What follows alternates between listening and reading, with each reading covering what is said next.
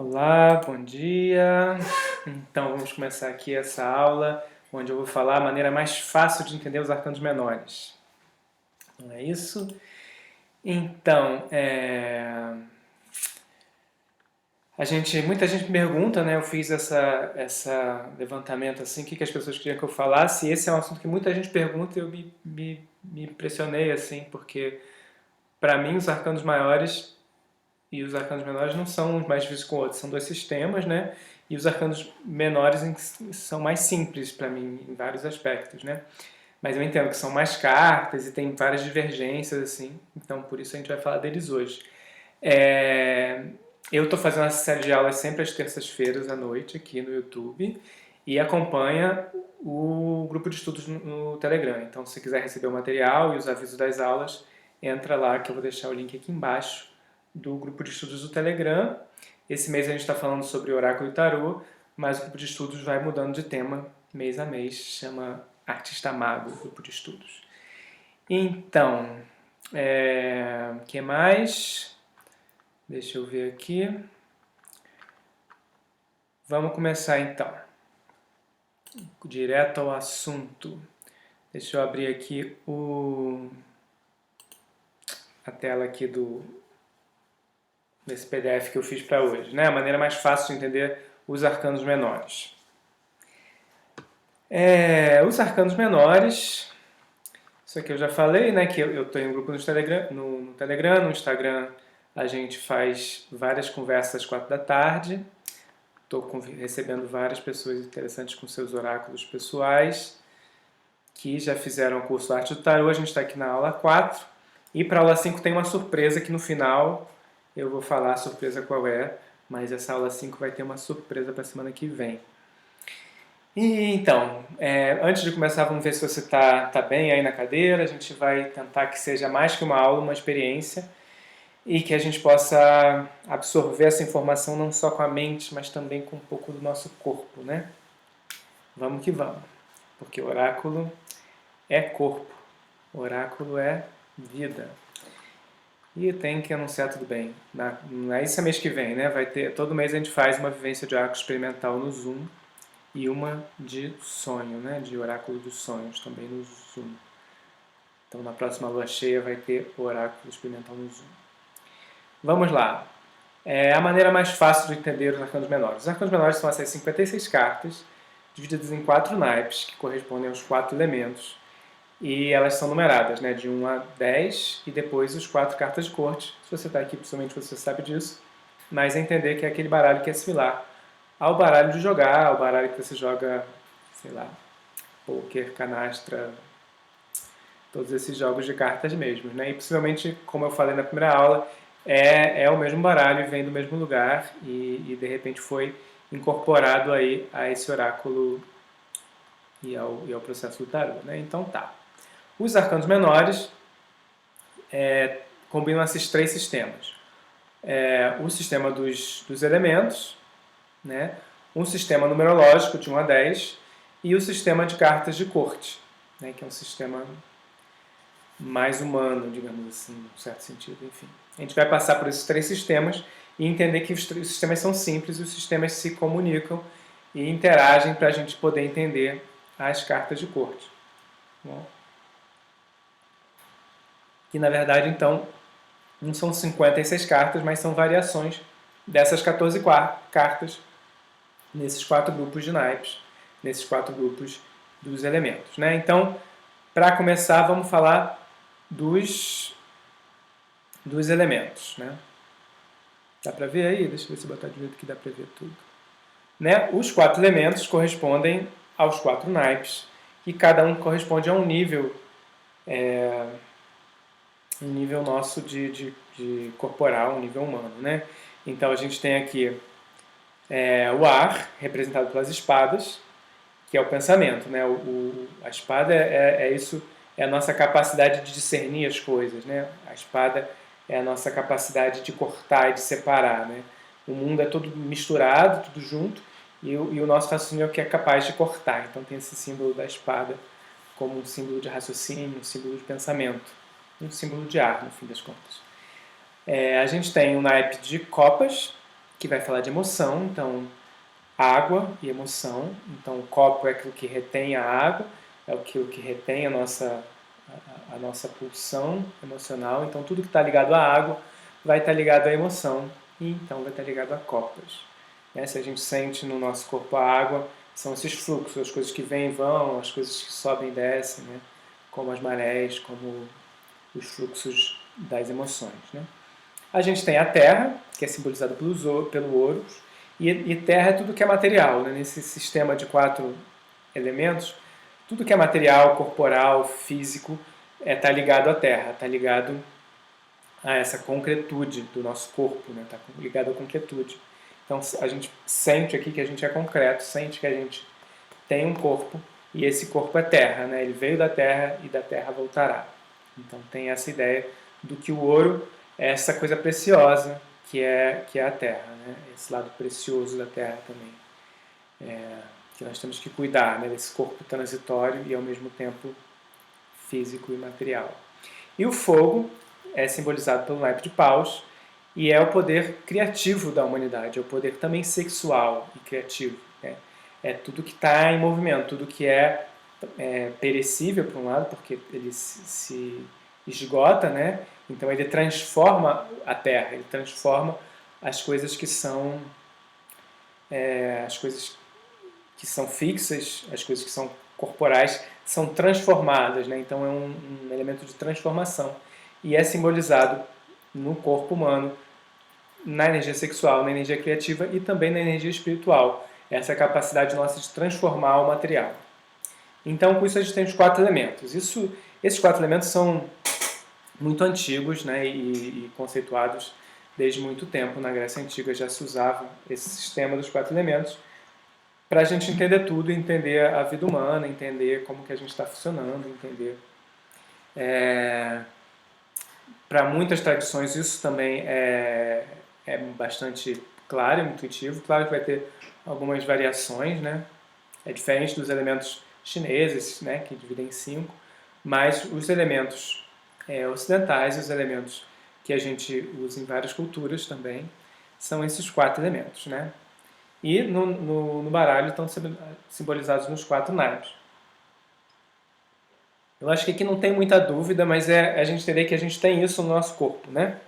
Corpo físico, energia criativa, energia do fogo, energia do pensamento, então a capacidade de doar, de cortar, e a capacidade de copas da emoção, a capacidade de absorver essa emoção, de participar e de no fluxo de ser tomado por essas emoções. Então, essas 4 características, essas 4 capacidades que a gente tem no nosso corpo, no nosso sistema físico, psicológico, emocional. Tá bem? Vamos continuar, que hoje eu tô aqui no velocidade 2 hoje. Então, os números. Será que a gente consegue aqui, fazer isso de uma maneira mais interessante do que só eu falando, né? Eu vou te convidar a sentar com a coluna reta e sentir que de 1 a 10 é um ciclo, né? E esses ciclos se repetem na nossa vida, nos nossos projetos, na nossa construção de alguma coisa, nas etapas evolutivas. Então, poderiam ser outros? Poderiam, mas esse ciclo de 10, a numerologia do 10, né? Claro que cada totalidade tem uma certa lógica, mas quando a gente trabalha com a numerologia do 10, a gente tem essa lógica do ciclo que começa no 1 e vai até o 10. Então tem um surgimento, um desenvolvimento e uma conclusão.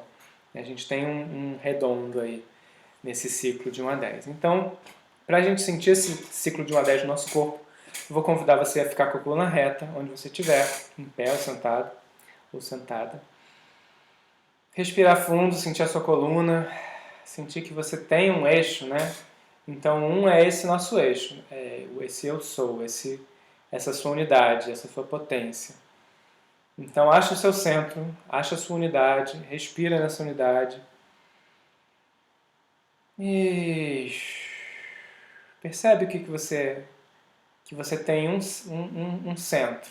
E esse centro é o seu é o seu início, o seu propósito, o seu sentido de ser. Né? Então, fica um pouco com esse sente onde ele está, a coluna pode representar esse Você como um ser, né? Uma cabeça, uma coluna, um... você é um, né? Percebe que você é um. Sente aí, respira esse um que você é. Antes da gente passar para o 2, né? O 1 é a unidade. Eu sou um. Mas dentro desse um, você percebe que você, por exemplo, tem 2 braços. Pode ser isso? Sente seus 2 braços. Um que dá, um que recebe. Sente essa polaridade, né, que a gente tem dentro da gente mesmo.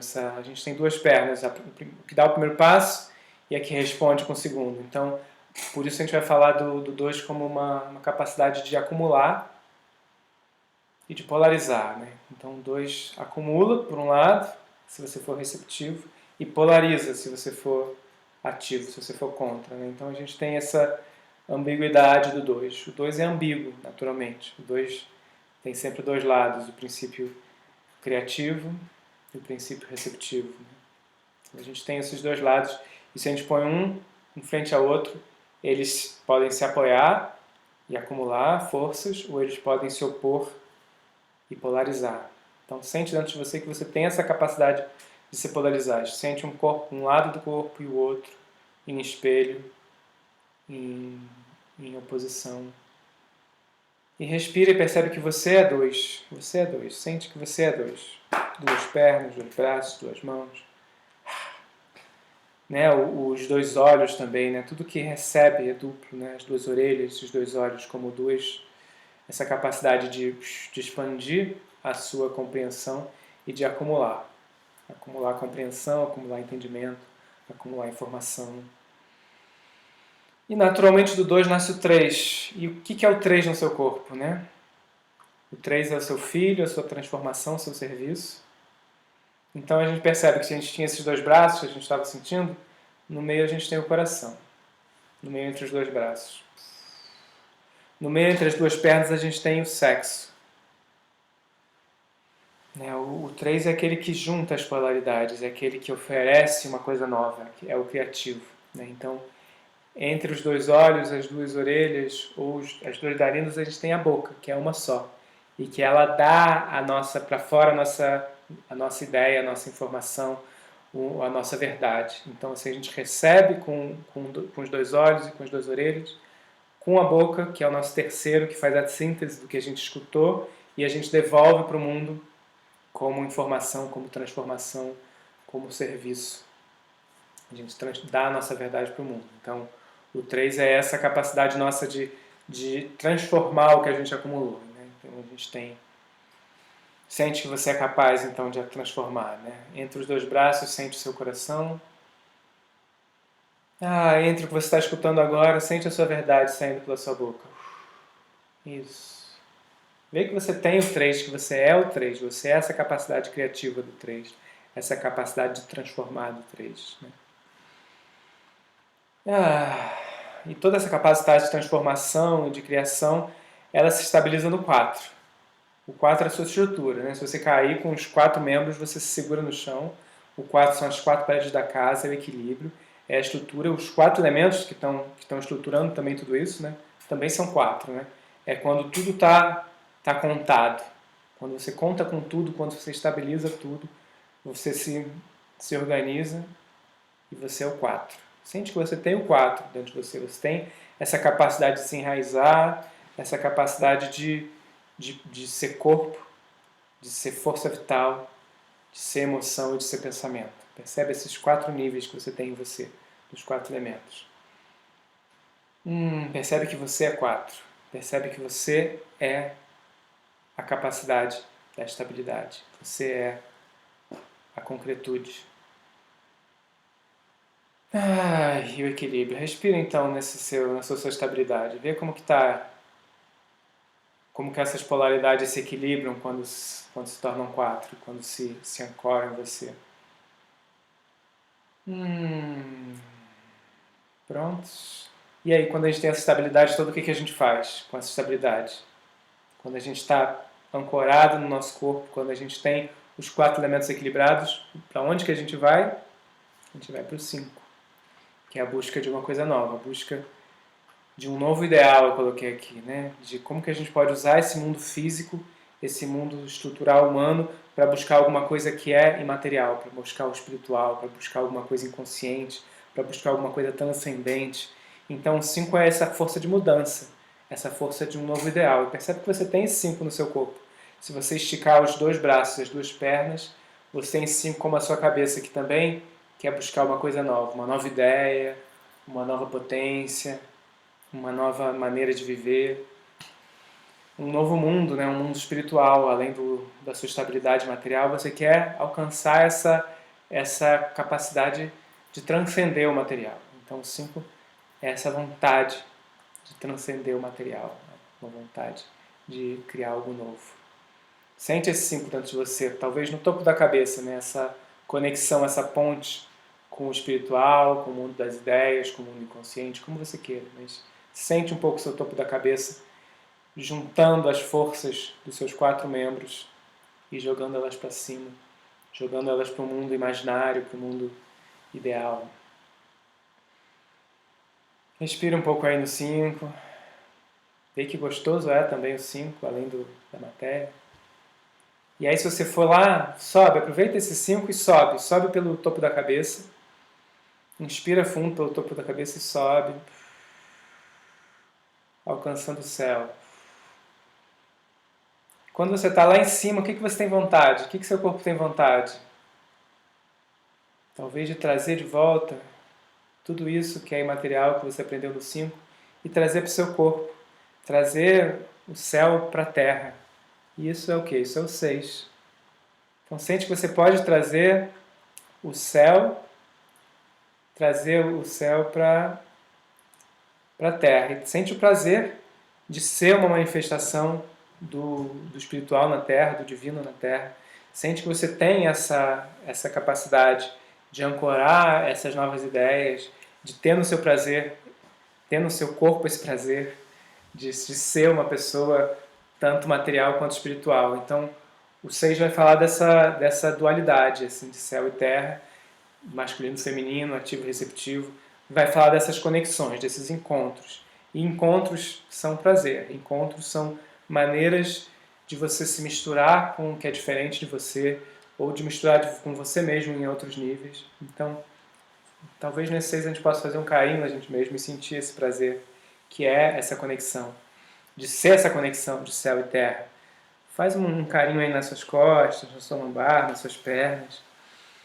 Percebe que você pode se dar esse prazer e que você pode juntar essas coisas que são diferentes, juntar esses vários níveis, né, de experiência humana.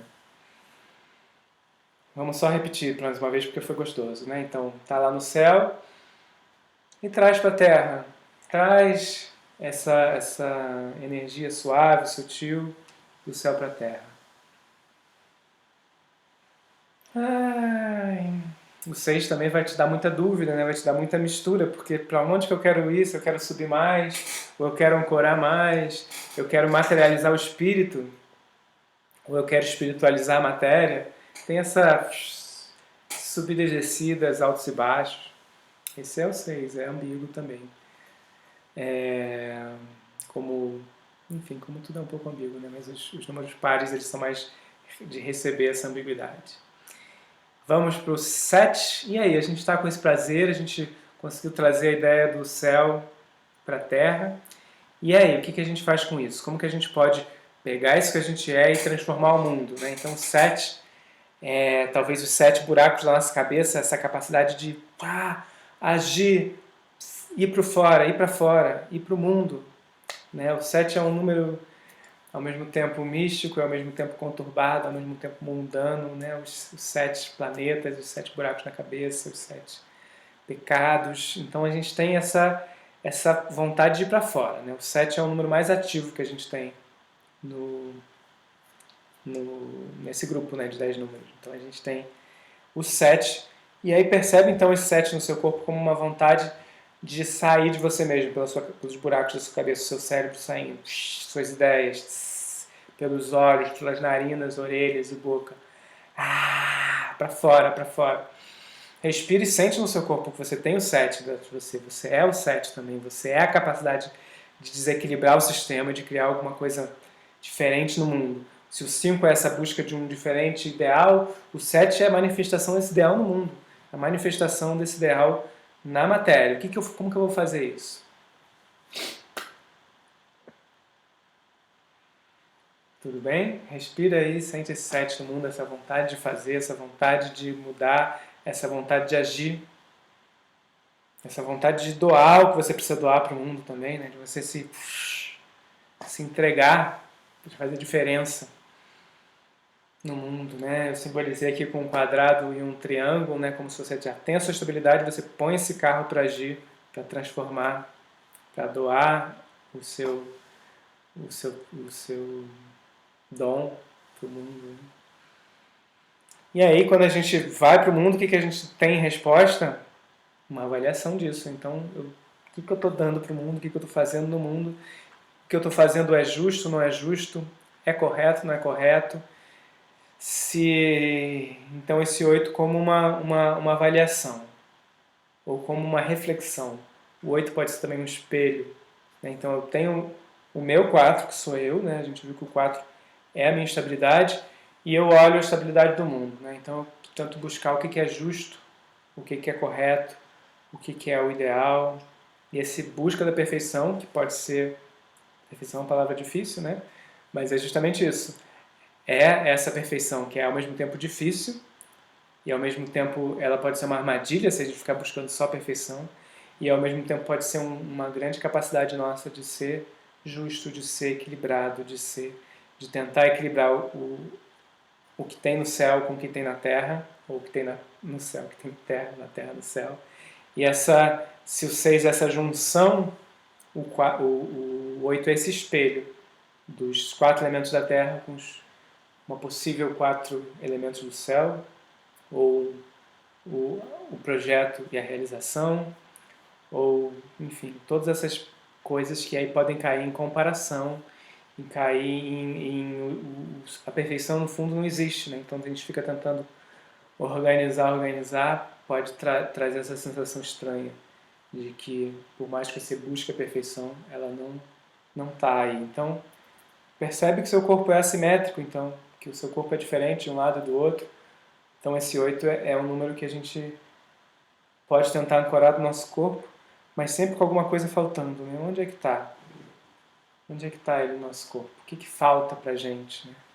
E aí se a gente começa a entrar fundo nesse 8, a gente vai chegar no 9, que é justo a consciência de que a gente não é simétrico, a perfeição não existe, de que a gente não tem controle das coisas, por mais que a gente queira. Então é ao mesmo tempo uma clareza e uma crise, né? Então não sou perfeito, nada é perfeito, mas agora eu tenho clareza, né? O 9 é um número solar, é um número de olhar para tudo e caramba, olha só o que aconteceu, olha só o pouco que falta para alcançar aquilo, mas talvez aquilo não seja alcançável. Olha as potências que eu tenho, os desequilíbrios, é um número difícil de organizar, né? Você põe naquele quadrado, mas enfim, é um número de clareza e crise. E faz a gente olhar bem para dentro, para tudo que a gente já passou, né? O 9 dá para ter essa clareza. Então olha para suas costas, assim, tudo que as suas costas já passaram. Sente as suas costas, sente a sua frente também do corpo. E percebe que a realidade é essa, não tem aqui, é um número realista, o 9. É isso que a gente tem, né? Vai fazer o quê? Então respira e se percebe que você é 9, que você é incompleto, que você é simplesmente com suas qualidades, defeitos, você é. E respira com isso. Tudo bem? Conseguimos chegar no 9? E aí o próximo passo, para quem estava esperando o próximo passo, qual é? O 10, que é o fim do ciclo. Né? Então o 10 é quase uma repetição do 1. Quando você termina, você percebe, tá feito, tá realizado, tá concluído. E aí? O que eu faço com isso? né? Automaticamente, quando um ciclo se fecha, você percebe que ele é a semente de alguma outra coisa. Né? Quando você termina uma coisa, você sabe que ela terminou quando você percebe que tem algo novo para acontecer. Que esse passo que você deu, esses 9 passos que você deu, serviram para você chegar agora e ver que você está em outro nível, que você está com uma outra potência, uma outra unidade se formou quando você concluiu esse ciclo. E aí tudo que você fez passa a fazer um outro sentido, um sentido de uma história, de uma semente, que vai continuar e se repetir, e se repetir. Sempre repetindo e ao mesmo tempo mudando, né? Como um movimento espiralado do mundo, né? Como um movimento de ascensão lento, gradual. Então só sentir esse 10, que o 10 também um momento importante, né? De você perceber que as coisas se completaram, perceber que aquele ciclo se concluiu. Tudo bem? Respirou aí no 10. Então, nós temos esses 10 números, essa numerologia do 10. Você tem essas 10 sensações em você, são 10 sensações arquetípicas que você tem dentro de você. Combinado? E aí, o que a gente faz com isso? O que isso tem a ver com o tarô? Vamos lá. Não, é para trás. Então, a gente estava aqui, então a gente vai pegar esse ciclo e flexionar ele nos 4 elementos, certo? Então esse ciclo se repete no ar, se repete na água, se repete na terra, se repete no fogo. Né? Um ciclo que se repete aí nos 4 elementos e cada um dos elementos vai ter suas características, né? É diferente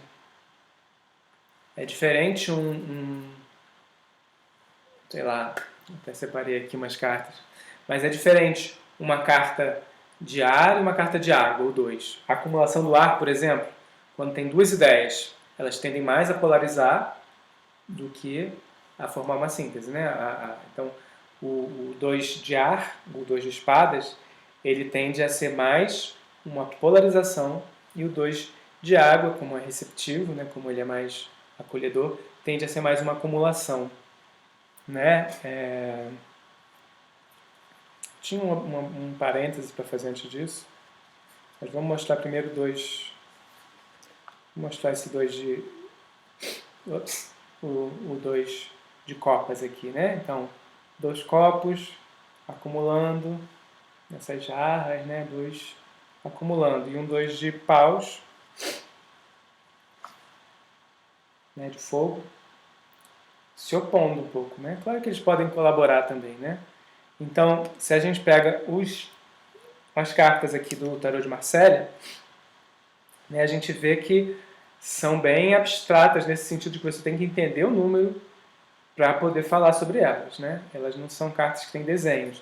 E aí muita gente fala, mas o tarô do Waite, né, ele é mais fácil porque tem desenhos. Sim, esses desenhos são o quê? Uma leitura desses 10 números. E muitas vezes um julgamento desses 10 números, né? O tarô do Waite é muito bonito. E eu trouxe aqui também o tarô do Crowley, né? Vamos aqui olhar o 2 de paus do Crowley, olha só. Né? Que ele até põe um nome aqui assim, dominação. Você vai ver que é uma leitura um pouco diferente aqui do tarô do Waite, né? Que também tem uma ideia de acumular esse poder, né? Acumular esse poder criativo, né? Mas a gente está com, digamos assim, com interpretações ligeiramente diferentes. E aqui eu posso ter essas duas interpretações e outras, dependendo do caso, eu posso flexionar esses dois com mais facilidade porque é mais ambíguo. Então o tarô de Marselha vai ser sempre mais ambíguo do que um tarô que tem um desenho como o tarô do Waite, né? Esse desenho aqui da Pamela Smith é muito bonito, mas ele tem esse fechamento do conceito, né? Um fechamento da leitura sobre esse número. Se eu pegar aqui o 2 de copas, Tá vendo aqui? São duas pessoas compartilhando aí, né, essas copas, né? No Crowley, né, no Tarot de Thoughts, esse compartilhar vira o quê? Love, amor. Né? É uma leitura possível? Sim, você acumulando amor e trocando emoção, no caso, trocando água, pode ser o amor. Mas aqui não é exatamente esse mesmo amor, tá vendo que não é o mesmo amor? Mas sim, tem essa ideia aqui de troca também, como, né, como tem aqui. Né? Tem essas duas figurinhas aqui, liberando aqui essa fênix vermelha aqui dessa carta do Tarot de Marseille. Então a gente vê que são diferentes? São. Tem algum certo ou outro errado? Não. Todos são possíveis. Preferências, né? Eu tenho alguma dificuldade com o Tarot do White por causa do naipe de espadas. Se você pegar, por exemplo, aqui um 10 de espadas. O que eu falei que é o 10? Né, o ciclo. Né, o fim do ciclo. Então, qual o fim do ciclo do pensamento? Pode ser esse? Bom, pode, é um pouco pesado, né? Mas, cadê o do Crowley também é um pouco pesado, né? Aqui, ruína. Né? Então a gente tem essa ideia de que acabou as possibilidades do pensamento, acabou esse ciclo do pensamento. Mas nessas duas cartas tem julgamento sobre que ciclo foi esse. Pode ser que tenha um ciclo virtuoso do pensamento, se a gente entende esses 10 passos. E então, quando eu tiver essa carta aqui, eu posso falar de ruína, de acabou as possibilidades do pensamento, mas eu posso falar também de que está na hora de buscar uma ideia nova, porque a ideia anterior cumpriu a sua função. O projeto anterior, a idealização anterior, o pensamento anterior terminou com o que ele precisava fazer. Não sei se o que ele precisava fazer era isso. Né? Então a gente entende historicamente de onde estavam vindo essas cartas aqui do esoterismo. Né? Historicamente, nesse momento, a gente tem uma onda antirracionalista, porque o racionalismo está realmente destruindo o mundo, como continua destruindo, né, com o capitalismo e com a exploração dos recursos naturais, etc. Então esse movimento aqui vem de entender que o pensamento e que o racionalismo está sendo destrutivo. Mas se a gente dá um passinho atrás e pensar, tá, existe pensamento destrutivo, mas existe também o amor destrutivo, né? O amor, não sei, mas a emoção possessiva destrutiva. Existe também o fogo destrutivo, existe também a terra destrutiva, a estagnação. E no tarot do Waite, e também no do Crowley, com uma escala um pouco menor, a gente vai ter esse julgamento do naipe de ar como uma coisa bem negativa e o naipe de terra com pouquíssimas coisas negativas. Então, essa coisa de valor que a gente tem que cuidar, assim, quando a gente tem um baralho que faz muito esse julgamento, né, de valor, a gente tem que saber disso e dar uma cuidada, ou não, enfim, cada um faz do seu jeito. Mas eu gosto da ambiguidade de Marseille porque eu tenho todo esse potencial de trabalhar essa numerologia, enfim, que esse ciclo de 10 que a gente tem no nosso corpo, que é uma experiência nossa, e a gente pode estar aqui trabalhando com ele de uma maneira menos dogmática e menos maniqueísta, né? E não tem bem nem mal. Nenhum dos números é bom ou ruim, né? Você ter 2 anos é melhor que ter 3 anos? Não sei, ter 10 anos, 7 anos, enfim. Se a gente pensa na evolução, tanto dos números quanto da nossa vida, nos projetos, nos anos da nossa vida, né? Enfim, quem viu a outra aula sobre o ciclo da vida vai poder entender, fazer uma correlação também dos números dos arcanos menores com os arcanos maiores, né? Então, se a gente estava aqui com os números 2, né? O 2, cadê? O 2, quando a gente fala de 2, a gente está falando, remetendo à numerologia do tarô, também a sacerdotisa, né? A papisa, que tem aquela coisa de estar introspectiva, né? De estar ali aprendendo a lidar com as emoções dela e tal.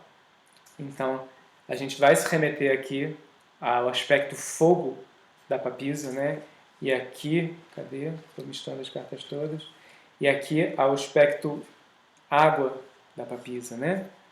e também do dependurado, né? Essa coisa de esperar, de deixar as coisas acumularem. Então a gente vai poder se remeter aos arcanos maiores, para quem já tem familiaridade com os arcanos maiores, ou vai se poder remeter a essa ligeira escala aqui, rápida, de 10 números, que a gente pode rapidamente entender no nosso corpo como estão, e associar com alguma sensação, né? Associar os números às sensações, e aí depois a gente vai ser mais fácil poder associar as cartas a algum sentido, a algum entendimento. Lembrando que as cartas vão ter sempre que ser flexionadas, né? Então, de toda forma, a gente vai estar flexionando as cartas. Então, quanto mais ambíguas para mim, eu sinto mais confortável de flexioná-las, né? Por isso que eu recomendo as pessoas começarem com o tarô de Marselha. E, enfim, mas quem quiser começar com qualquer baralho é livre também. Claro, mas não é necessariamente mais fácil, só porque tem a imagem. Opinião minha.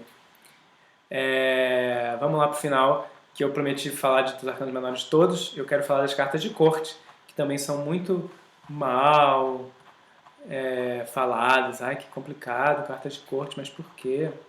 Enfim, tem várias leituras.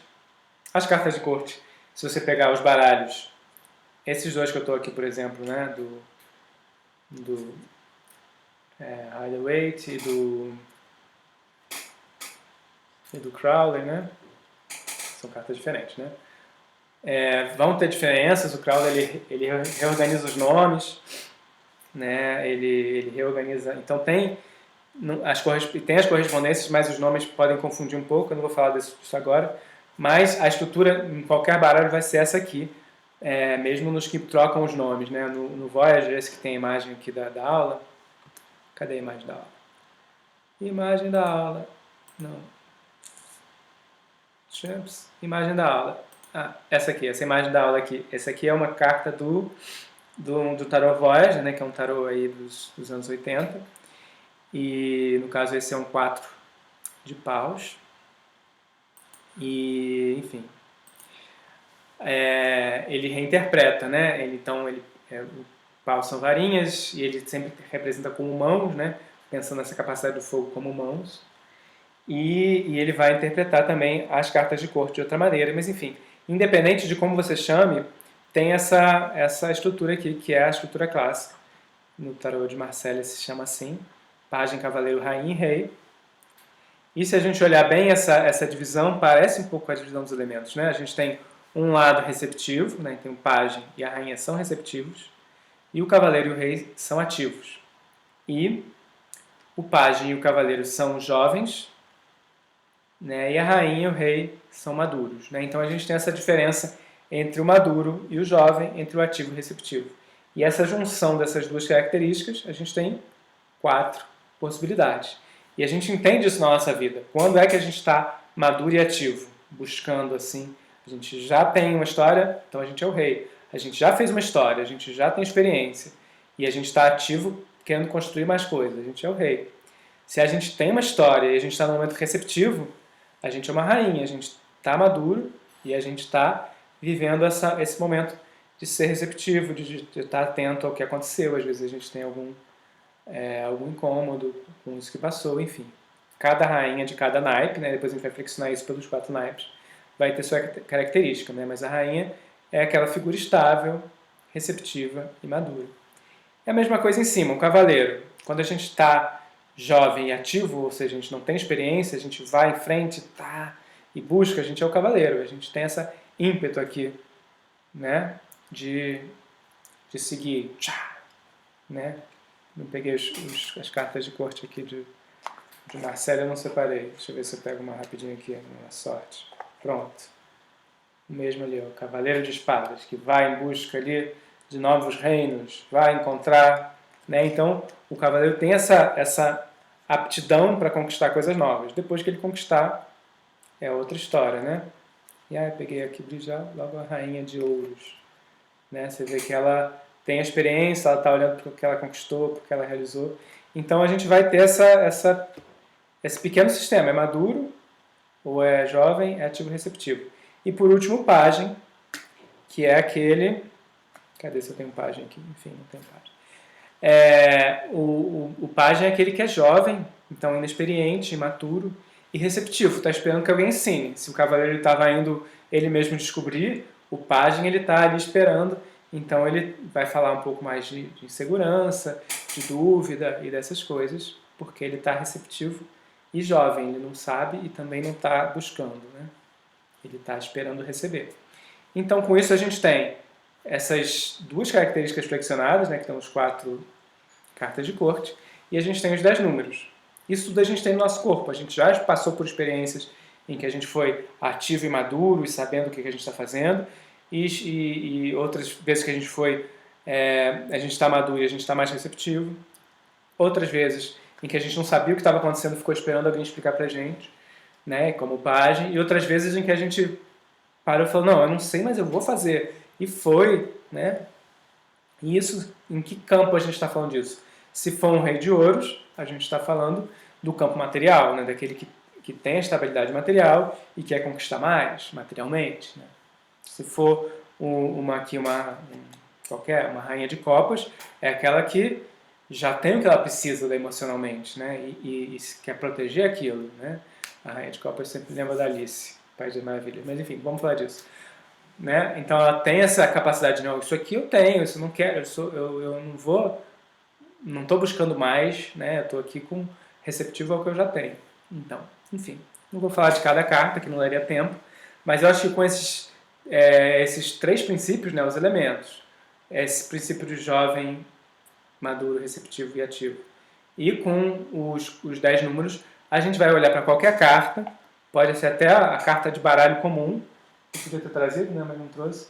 Carta de baralho comum, de espadas, paus. Você vai poder ler, né? E é assim que esse baralho também é usado oracularmente por algumas pessoas e funciona dessa maneira. Não tem por que não funcionar. Então a gente percebe que esse sistema dos 4 elementos e esses 2 ciclos, né, o ciclo de maturação das cartas de corte e os ciclos da numerologia do 10, eles estão presentes, eles são muito intuitivos e muito simples de você trazer para o seu corpo, para a sua experiência pessoal. Por isso que eu acho que os arcanos menores, na verdade, são simples e, na verdade, são divertidos, na verdade, porque eles se correspondem, né? Porque você tem o mesmo número em 4 naipes, ou você tem, dentro do mesmo naipe, vários números, você pode associar coisas quando você tira mais de uma carta. Você vai ver, pá, mas aqui está indo mais para a água, aqui está indo mais para o fogo.